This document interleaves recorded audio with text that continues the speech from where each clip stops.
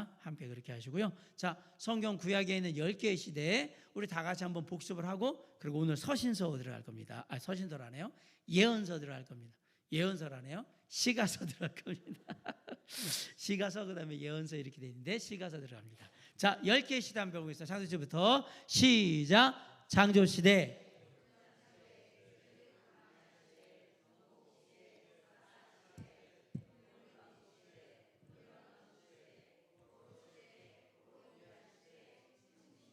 네, 이제는 이제 할 만큼 해가지고 탁탁탁탁 맞게 잘 돌아가는군요.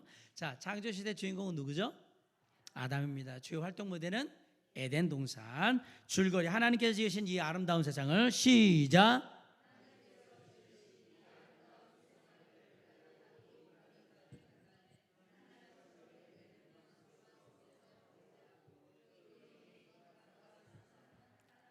네, 하나님께서 지으신 이 아름다운 세상을 관리하도록 위임받은 인간은 하나님처럼 되려는 교만 속에서 범죄하고, 그로 인해 인간과 세상은 타락한다. 창조 시대에는 4개의 주요한 사건이 있습니다. 창조, 타락, 홍수, 바벨탑. 창조의 사건이 있었고요. 인간이 그 에덴 동산에서 선악과를 따먹음으로 말해 죄로 인해 타락을 했고요. 그리고 이 죄로 인해 타락해서 쫓겨난 아담과 하와의 후손들이 죄로 세상에 가득 차게 만들었죠. 그래서 하나님께서 노아의 시대에 홍수로 심판을 하셨고, 그 다음에 그렇게 해서 홍수가 끝난 다음에 노아의 자손들이 또 흩어졌는데 그들이 바벨탑을 쌓으면서 하나님과 겨뤄보자라고 이렇게 얘기하죠. 그래서 바벨탑 사건을 일으키게 됩니다. 이게 창조시대의 4개의 주요한 사건, 창조, 타락, 홍수, 바벨탑 이렇습니다. 족장시대의 주인공은 누구죠? 아브라함입니다. 주요 활동 무대는 가나안입니다. 큰 민족을 이루어 복의 근원이 되게 하시기는 글거리 시작.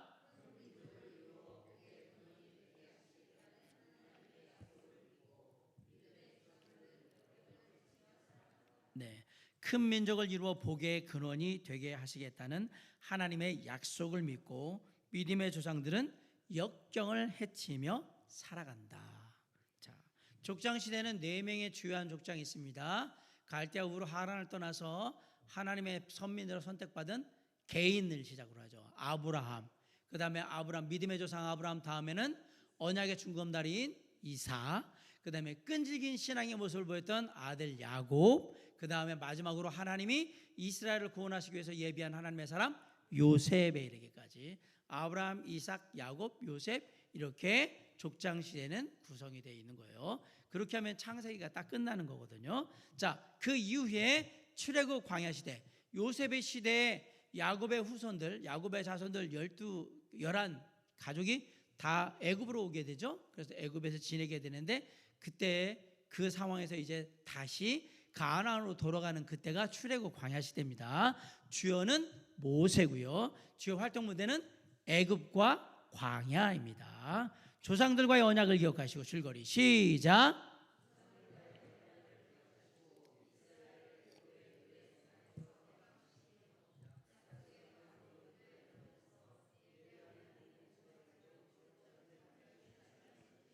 네, 조상들과의 언약을 기억하시고 이스라엘을 애굽의 노예 생활에서 해방시킨 후 약속의 땅으로 인도해 가면서 예배하는 공동체가 되도록 철저하게 훈련시키신다. 우리가 여기서 한 가지 생각해야 되는 건 예배하는 공동체가 되도록 이라는 얘기를 보면 하나님은 하나님의 백성이 어떤 백성이 되기를 원하는 거예요?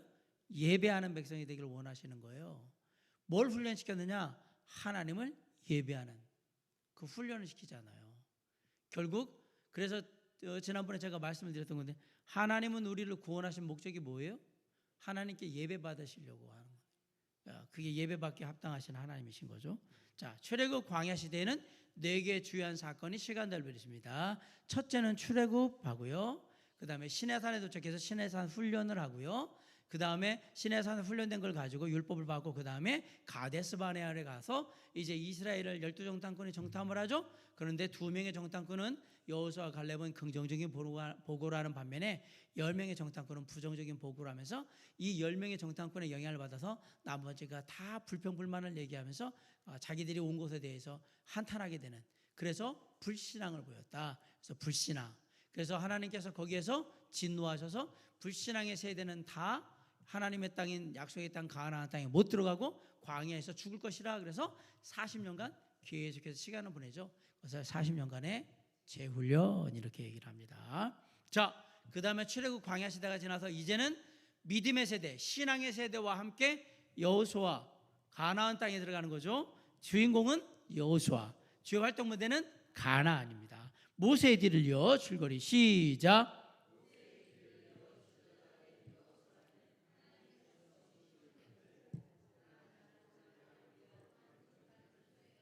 네.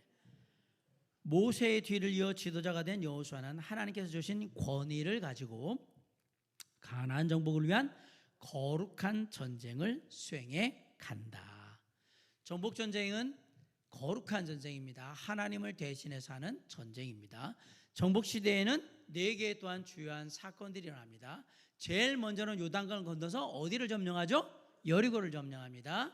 여리고를 점령하고요. 그 자신감으로 하나님께 의지하지도 않고 막 나가죠. 아이성에서 그래서 사건이 나죠. 아이성에서 이스라엘 백성들이 이스라엘 군사들이 죽게 되는 그런 작은 성을, 여리고도 난공불락의 요새였던 여리고도 우리가 깨트렸는데 이쯤이야 그랬다가 큰 코를 다치죠. 그게 아이성 사건. 그것을 통해서 항상 어떤 일이든지 하나님을 의지하며 하나님과 함께하는 동행하는 법을 배우게 되죠. 그 다음에 그래서 모든 가나안 모든 땅을 정복해서 가나안 전역을 정복했다라고 얘기하고요. 그 가나안 땅 모두 정복한 땅들을 12지파에 맞게 기업을 분배합니다. 여기서 참고적으로 레위지파는 제외. 레위지파는 언제부터 제외가 됐냐면 출애굽해서 광야 시대에 들어와가지고 할 때부터 이미 제외가 됐습니다. 거기에 대신해서 들어간 게 요셉의 두 아들 므낫세와 에브라임 므낫세. 여러분들이 그렇게 보시니까 제가 틀린 줄 알고 에브라임과 므낫세 지파가 들어가서 12지파를 이루게 돼요. 제가 그 얘기를 하면서 그랬죠. 전무후무하게 형제들이 아닌 조카가 둘이 들어간 거죠. 다 지금 삼촌들이잖아요. 그런데 놀랍게도 조카 둘이 딱 들어왔다. 이거는 요셉이 어마어마한 요셉의 가문이 어마어마한 하나님의 축복을 받았다는 얘기와 똑같고요. 레위 지파는 이제 하나님을 섬기는 지파로서 따로 구별해 놨기 때문에 그 지파에 속하지 않고 나와 있었다라는 사실을 우리가 알게 되는 거예요. 그러면서 기업 분배를 하고 레위 지파는 하나님을 섬기는 것으로서 나머지 12지파가 주는 것들로 11조 헌물로 그렇게 살아라라고 했던 거죠. 그렇게 정복 시대를 마무리하게 됩니다. 그렇게 정복 시대가 마무리하고 거기서 하나님 열심히 섬기며 잘 살면 참 좋은데 그러지를 못했습니다. 그게 사사시대고요.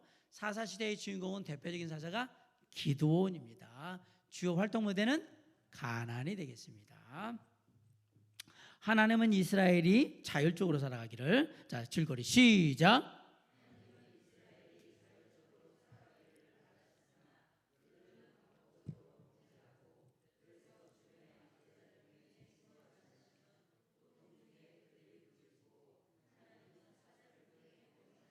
네, 하나님은 이스라엘이 자율적으로 살아가기를 바라셨으나 스스로 하나님을 잘 섬기며 예배하며 그렇게 인격적으로 좀 했으면 좋겠다라고 했으나 그들은 반복적으로 범죄하고 그래서 주변의 압제자를 통해서 징벌하시면 고통 중에 그들이 부르짖고 하나님은 사사를 통해 구원하신다. 사사시대에는 세 개의 주요한 사건 개념이 있는데 첫 번째가 악순환이에요. 여기서 나오는 죄를 범하고 그 다음에 주변의 족속들을 통해서 징벌하시면 그들이 하나님께 부르짖고 하나님은 그 부르짖음을 들으시고 구원자로 사사를 허락하시고 사사를 통해서 그 땅에 평화를 주고 평화를 줘서 살만하면 또 죄를 짓고 주변의 족속들을 통해서 또 징벌을 하시면 또 부르짖고 하나님의 그 부르짖음을 들어서 그들에게 구원자 사사를 보내셔서 평화를 주는데 또 평화롭게 살면 또 죄를 짓고 이게 악순환, 사사기의 사이클이라고 해서 죄의 악순환이죠. 그 다음에 이 악순환을 끊어내는 구원자가 누굽니까? 사사. 이 악순환을 끊어내는 사사가 13명의 사사가 등장을 하겠죠. 그리고 나서 우리는 알아요. 아, 죄인은 이런 거구나. 죄인의 실상. 사사시대는 악순환, 사사, 죄인의 실상, 이렇게 세 가지 개념을 우리가 알 수 있습니다. 사사 시대가 지나면서 우리도 왕을 주세요. 우리도 인간 왕을 주세요. 다르면 주변 나라들 보니까 인간 왕이 있던데요. 하나님께서 내가 왕인데 내가 너희들을 다 다스리고 너희들을 이끌이라. 아니요. 하나님은 우리하고 좀 먼 것 같고 우리의 마음을 잘 모르는 것 같으니까 인간 왕을 주십시오. 그래서 하나님이 마지못해서 왕을 주시죠. 그 시대가 바로 통일왕국 시대입니다. 통일왕국 시대의 주인공은 누굽니까? 다윗입니다. 주요 활동 무대는 이스라엘입니다. 이제 왕국으로 들어오니까 이스라엘에 지나옵니다. 하나님의 마지못한 허락하에 시작.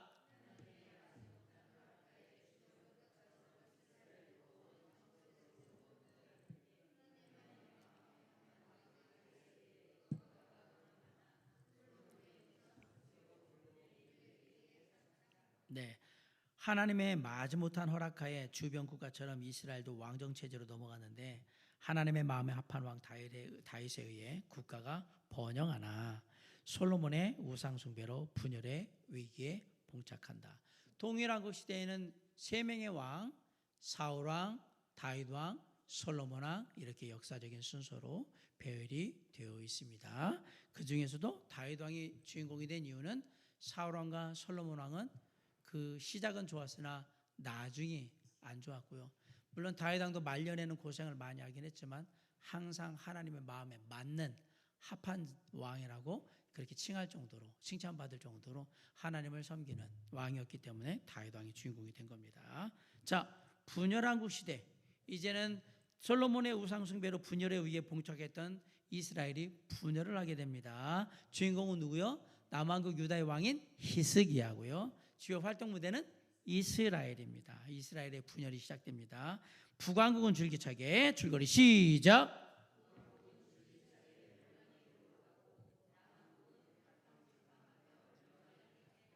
네, 북왕국은 줄기차게 멸망의 일로 가고 남왕국은 갈팡질팡하며 멸망을 향해 갔다.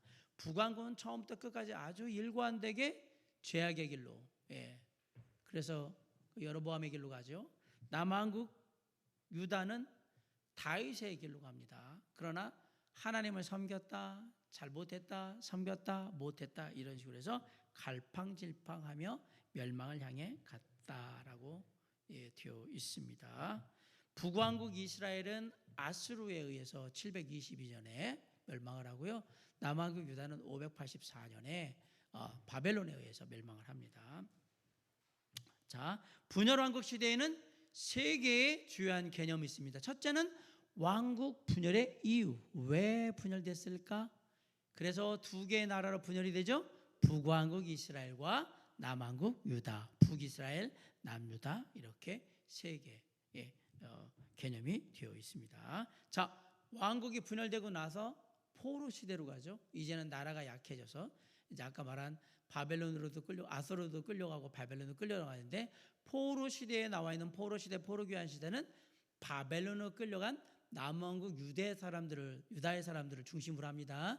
북왕국 이스라엘 사람들은 취급도 안 합니다. 이들은 하나님께서 그냥 아예 성경에 취급도 안 하셨다는 사실을 기억하셔야 돼요. 자, 포로 시대의 주인공은 누구예요? 다니엘입니다. 주요 활동 무대는 바벨론입니다. 바벨론, 이미 나라를 떠나 있습니다. 유다 백성들은 영적 탈의 결과로 시작.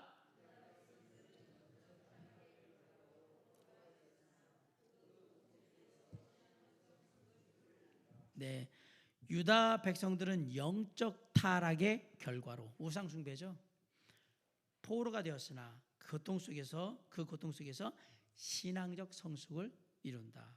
포로 시대는 아픈 만큼 성숙해져요. 그런데 너무 아파요, 이 얘기거든요. 아픈 만큼 사람은 성숙해져요.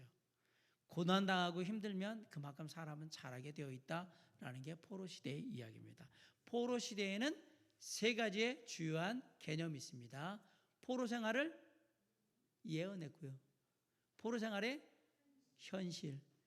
이 포로 생활이 우리에게 무슨 의미가 있을까? 포로 생활의 의미, 포로 생활의 예언, 포로 생활의 현실, 포로 생활의 의미, 이렇게 세 개의 주요한 개념으로 되어 있습니다. 자, 포로 귀환 시대. 이제 포로로 끌려갔으니 70년이 지나서 하나님의 약속대로 다시 돌아와야 되겠죠. 주인공은 누굽니까? 에스라, 느헤미야. 2차 포로 귀환을 이끌었던 에스라와 3차 포로 귀환을 이끌었던 느헤미야가 주인공입니다. 1차 포로 귀환은 참고로 수룹바벨이 데리고 옵니다. 주요 활동 무대는 어디예요?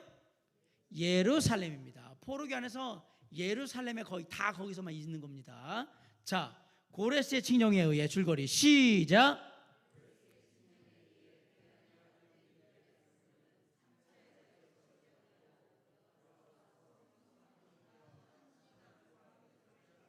네. 고레스의 칙령에 의해 귀환이 허락된 유대 백성들은 3차에 걸쳐서 귀환하고 돌아와서 성전과 신앙과 성벽을 재건한다라는 얘기입니다. 스룹바벨은 와서 성전을 재건했고요. 두 번째에 에스라는 와서 신앙을 재건했고요. 세 번째 느헤미야는 와서 성벽을 재건합니다. 그래서 성전과 신앙과 성벽을 재건합니다. 이 순서에 따라서 포로 귀환 시대는 네 가지로 되어 있습니다. 포로 귀환이 먼저고요. 첫 번째가 성전 재건, 두 번째가 신앙 재건, 세 번째가 성벽 재건, 이렇게 되어 있습니다. 자, 이렇게 포로 귀환이 끝난 다음에 400년간 이제 예수 그리스도께서 이 땅에 오시는 그때까지 침묵의 시대가 오거든요. 침묵 시대의 주인공은 누구냐면 마카비안입니다. 이스라엘의 독립을 위해서 싸웠던 마카비안이 주인공이고요. 주요 활동 무대는 이스라엘이 되겠습니다. 하나님께서 침묵하시던 영적으로 캄캄한 줄거리 시작.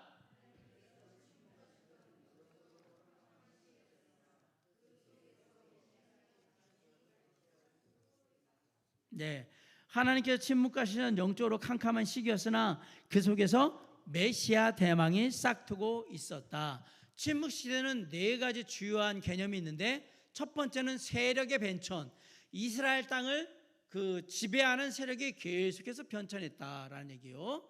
두 번째는 정치적 당파들이 생겨났고요. 정치적 당파들과 함께 종교적 당파들도 생겨났는데, 그런 가운데 사람들은 누구를 기다려요? 메시아를 기다립니다. 메시아 대망, 이렇게 네 개의 주요한 개념으로 되어 있습니다. 자, 여기까지 하면 이제 구약 시대를 다 끝낸 거고요. 4. 시가서, 찬양과 기도 속에 나타나신 하나님. 시가서를 좀씩 나갑니다. 초용거에 관한 이야기를 아십니까?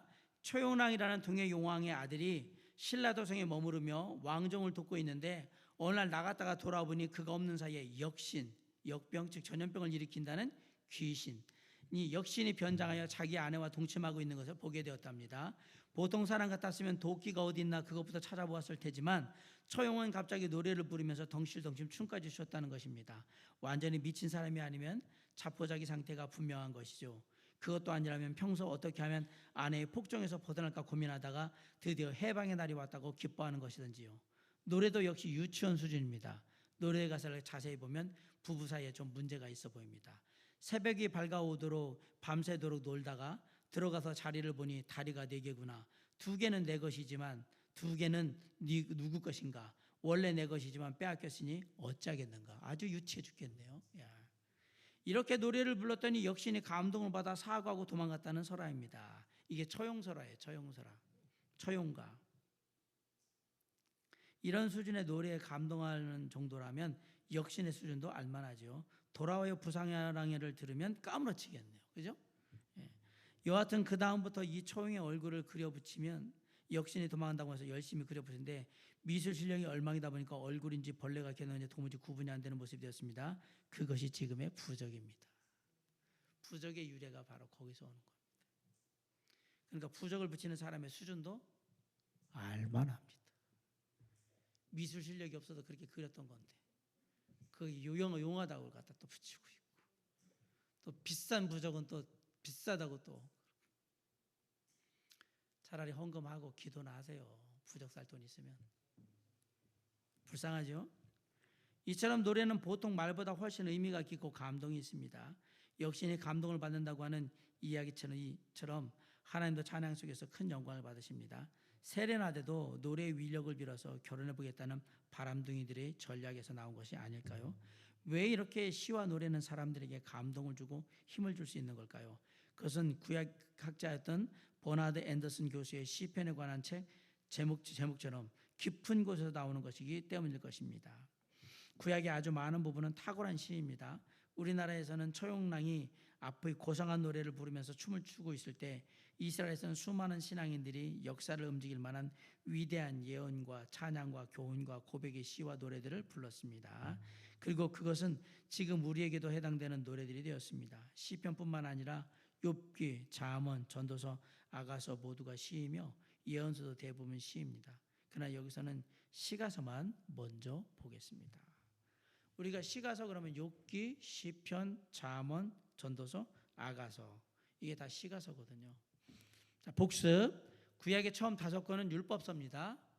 창세기, 출애굽기, 레위기, 민수기, 신명기 이거는 5세 5경이라고 해서 율법서예요. 그 다음 12개는 역사서예요. 12권은 역사서란 말입니다. 다음 5권은 시가서입니다. 여기 보면 여호수아, 사사기, 에스더까지 보고요. 욥기, 시편, 잠언, 전도서, 아가 시가서고요. 그 다음 17권은 예언서입니다. 그러니까 구약은 52, 52 이렇게 돼 있어요. 17인데 52. 왜냐하면 대선지서가 5개, 소선지서가 5개. 그래서 모세오경 5개, 역사서 12권, 시가서 5권, 그 다음에 선지서가 17권인데 대선지서가 5권, 소선지서가 12권 이렇게 되어 있습니다. 시가서만 살펴본다면 욥기는 창세기 족장 시대에 일어난 이야기를 시로 표현한 것이고, 시편은 모세가 활동했던 출애굽 광야 시대부터 시작해서 다윗이 활동했던 통일왕국 시대에 주로 많이 쓰여졌으며 잠언과 전도서, 아가서는 솔로몬의 시대에 주로 쓰여진 것으로 보여집니다. 시편은 모세 이야기도 들어있어요. 이거를 어떻게 해석을 해야 될까라고 생각하는 분들이 많습니다. 근데 사실은 모세 시대하고 다윗의 시대는 엄청나게 시대가 많이 떨어져 있는데 어떻게 썼을까? 하나님이 알아서 하셨겠죠. 그러니까 그 내용을 다 알고 쓰는 거죠. 이게 그 모든 것들을 하나님이 알려주시지 않는 한 그 출애굽부터의 그 모든 사건들을 시편에서 다룰 수가 없어요. 그래서 성경이 하나님의 책인 거예요. 줄거리, 시가서는 3가지 주요 유형과 4가지의 대표적인 수사법으로 된 5권의 책입니다. 3, 4, 5 3가지 유형, 4가지 수사법, 5권의 책. 3가지 유형, 4가지 수사법, 5권의 책. 첫 번째, 그럼 3가지 유형. 이제 국어 시간이 되는 거예요. 국어 시간이 여기서부터. 시가서 공부하는 거예요. 시가서. 여러분들 시 좋아했잖아요. 나보기가 역겨워 가실 때에는 말없이 고이 보내드리오리다. 영변의 약산 진달래꽃 아름다다 가실 길에 뿌리오리다. 이거 많이 했잖아요. 진달래꽃. 제가 종인이 국어 가르치다 보면 고전문학에 보니까 막 청산별곡, 뭐 정과정곡, 뭐 정읍사 이런 걸 나오는데 감회가 새롭더라고요. 왜요? 그 35년 전, 40년 전에 배운 거거든. 거의 40년 전의 거를 제가 기억하면서 딱 이렇게 풀어주니까 제가 좀 한국어 해요. 그래서 쭉 풀어주면서 쭉 하는데 그 외운 게 그대로 막 나오는 걸 보면서 나도 참 독하게 공부를 했나 보다라는 생각을 했어요. 이 고전문학은 너무 재밌거든요, 사실. 이래서 고전문학을 썼구나라는 생각이 들 정도로. 그 중에 고전문학에도 앞에 보면 고려가요 나오거든요. 고려가요들이 다 시편이라고 생각하면 돼요. 시가서라고 생각하시면 돼요. 그래서 후렴구도 있고 뭐 얄리 얄라셩 얄라리 얄라 막 이런 거 나오잖아요. 후렴구가 다 있는데 시편도 놀랍게 그런 구조들이 다 들어있다라는 얘기입니다. 그러니까 우리의 국어와 멀지 않다, 장르가. 자, 3가지 주요 유형은 첫째, 서정시, 교훈시, 극시 이렇게 3가지 있는 겁니다. 다 외울 건 아니에요. 서정시가 있구나. 서정시는 감정적인 것을 노래하는 시편이군요. 개인적인 감정이나 정서를 주관적으로 표현한 시예요. 시편.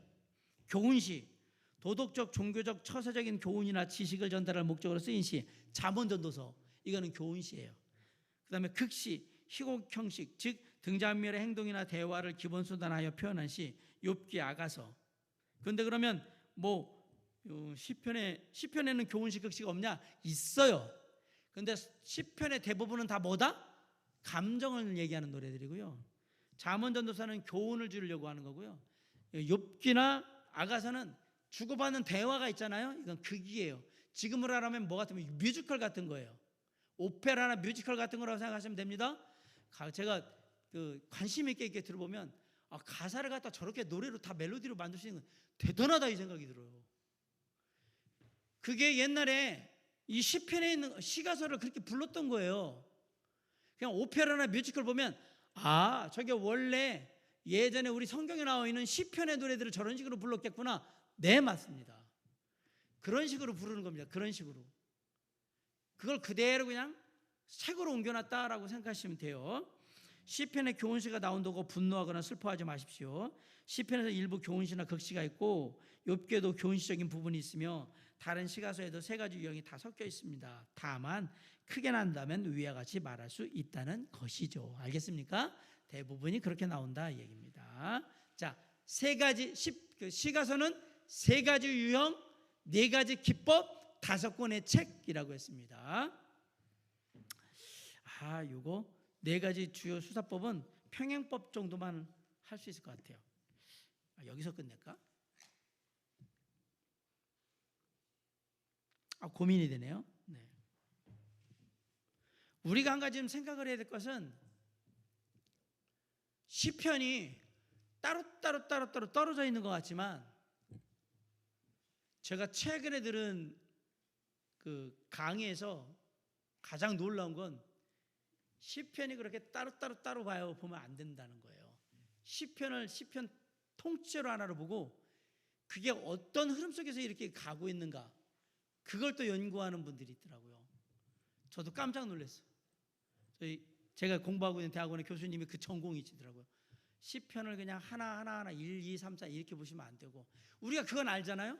요건 서정시, 요거는 교훈시 이렇게 해서 몇 편은 뭐고 요거는 뭐 환영에 대한 거, 요거는 탄식에 대한 거 이런 거는 아는데 그게 아니라 왜 이런 식으로 구성을 했는가를 보면 또 다른 부분이 보이는 거예요. 그리고 시편에 나와 있는 많은 부분들이 아시겠지만 시라는 것들이 감정적인 표현을 하다 보면 과장법도 많이 쓰거든요. 근데 그러다 보니까 우리가 갖고 있는 어떤 그 언어적인 유의들도 많이 쓰고 여러 가지 걸 많이 쓰고 있는데 놀랍게도 지금 시들이 갖고 있는 그런 수사법들을 시편에 보면 다 나오고 있다는 사실이에요. 언어 유의들이. 그 다음에 과장법, 운유법, 직유법, 그 다음에 수미상관 이런 것. 수미상관은 처음과 나중에 다시 반복해서 똑같아진다는 얘기거든요. 그런 게 다 나와요. 어떻게 우리 동양의 그 시조들만 그렇게 되는 줄 알았더니 그게 아니고 서양에 있는 우리가 말하는 성경도 그런 거예요. 성경이 더 오래전에 쓰였거든요. 우리가 말하는 고려시대 이거보다 훨씬 더 전에 쓰인 건데 불구하고 이 모든 문학적인 장르에서는 수사법들을 다 가지고 있다는 것도 보면서 재미있는 거예요. 유형도 그렇고 어떤 가지고 있는 어떤 레파토리도 그렇고 이런 걸 보면서 우리가 시가서를 한번 기회가 된다면 저도 시편은 잘 다룬 적이 없어요. 중간중간 필요한 구절을 봤지 시편을 하나씩 설교를 해본 적은 없거든요. 마지막에 한번 좀 기회가 되면 모르겠네요. 이 제 스케줄로 보면 한 60 넘어가가지고 잘 한번 시편을 한다 그러면 시편을 이렇게 하나하나씩 보면서 시편 설교하시는 분들 보면 되게 대단하신 것 같다는 생각도 들고 그래요. 그런 것들을 한번 보시면 그 나름대로 그 어떤 맛들, 말씀이 가지고 있는 깊이의 묘미들도 다시 볼 수 있지 않을까라는 생각도 해보는데 아무튼 시가서 속에는 하나님을 향한 찬양, 그다음 하나님을 향한 탄식, 하나님을 향한 감사, 하나님을 향한 놀라움, 하나님께 드린 영광 모든 게 다 들어있어요. 그것들을 감정적으로 감성적으로 접근하면 아마도 많은 깊이 있는 그런 것들을 깨달을 수 있기도 하고요. 아울러서 시편의 대부분의 것들이 다윗 쓴 시들이 많거든요. 그럼에도 불구하고 아까 제가 말씀드린 모세의 출애굽 시대부터의 그 모든 것들을 쭉 기록하고 있는 것들을 볼 때에는 놀랍다라고. 왜냐하면 그걸 쓸 수 있는 사람이 아닌데 그걸 다 쓰고 있거든요. 그런 부분들을 봤을 때 사람들은 얘기하는 거예요. 이거를 옛날 걸 갖다 모아놨다고 자꾸 얘기하는데 그렇지 않거든요. 왜냐하면 그 사람이 출애굽부터 여기 있는 시대 것들을 다 시대를 아우르면서 막 쓰고 다윗도 그렇게 쓰고 있거든요. 그런 걸 보면 시편을 보면 시편만 보더라도 이게 하나님의 책, 성경, 하나님이 쓰셨다라는 사실을 우리가 인정하지 않으면 안 되는 상황이, 역사적인 너무 스펙트럼이 너무 넓은 거예요. 출애굽부터 왕국 시대까지 막 이러니까 그것들은 설명이 사실 불가능하거든요. 하나님이 쓰셨다라는 사실 이외에는 설명이 불가능할 정도로 그렇게 다양한 시대와 다양한 주제, 또 다양한 유형, 그다음에 그 수사법들을 쓰고 있다라는 사실들을 한번 참고해 보시면 좋을 것 같습니다. 다음 시간에 4가지 수사법, 그다음에 5권의 책에 대한 얘기들을 좀 더 깊이 한번 보도록 하겠습니다. 기도하겠습니다. 사랑과 은혜 풍성하신